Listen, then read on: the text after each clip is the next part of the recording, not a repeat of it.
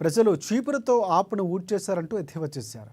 కుంభకోణాలు, జైలు పార్టీలు తమకు వద్దనుకున్నారన్నారు. ఇక ఢిల్లీలో కాషాయ జెండా ఎగురుతుందని ముందే ఊహించామని అన్నారు బండి సంజయ్. ప్రజాస్వామ్య పాలనకు ఢిల్లీ ప్రజలు కోరుకుంటున్నారంటూ హర్షం వ్యక్తం చేశారు. ఇటు తెలంగాణలో కూడా అధికారంలోకి వస్తామంటూ ధీమా వ్యక్తం చేశారు బండి సంజయ్.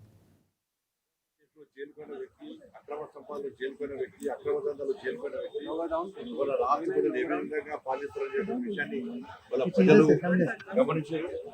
కాబట్టి మాకు జైలు రాజ్యం మాకొద్దు, మాకు ప్రజాసంబంధంగా పాలన కావాలి. ఒక నీతి నిజాయితీ అనుకున్నటువంటి నరేంద్ర మోడీ గారి నేతృత్వంలో ఈ దేశంలో ఏ విధంగా నీతివంతమైన పాలన జరుగుతుందో, ప్రజాసంబంధంగా పాలన జరుగుతుందో అటువంటి పాలన ఢిల్లీలో రావాలని చెప్పి ప్రజలందరూ ఆలోచించారు. అందుకే చీపుడుతో మొత్తం ఊడ్చి సాఫ్ చేసినటువంటి పరిస్థితి ఇలా జిల్లాలో చూస్తున్నాం. వారు వన్ సైడ్ విధంగా ఇలా భారతీయ జనతా పార్టీకి అనుకూలంగా ఇలా ఫలితాలు వస్తున్నాయి.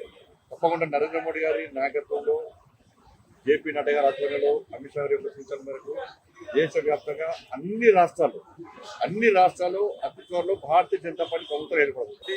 ఎమ్మెల్సీ ఎన్నికలు కూడా మాయ.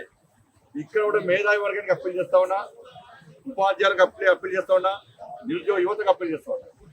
ఎమ్మెల్సీలో ప్రశ్నించేది భారతీయ జనతా పార్టీ. అధికార పార్టీకి ఓటేస్తే ప్రశ్నించి సస్పెండ్ చేస్తారు పార్టీకి.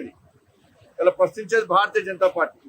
కాబట్టి ప్రశ్నించేటువంటి భారతీయ జనతా పార్టీకి, పోరాటం చేసే భారతీయ జనతా పార్టీకి, మీకోసం ఉద్యమించే భారతీయ జనతా పార్టీ అభ్యర్థులైనటువంటి ఎమ్మెల్సీలో ఈ 3 ఎమ్మెల్సీలో భారతీయ జనతా పార్టీ గెలిపించండి.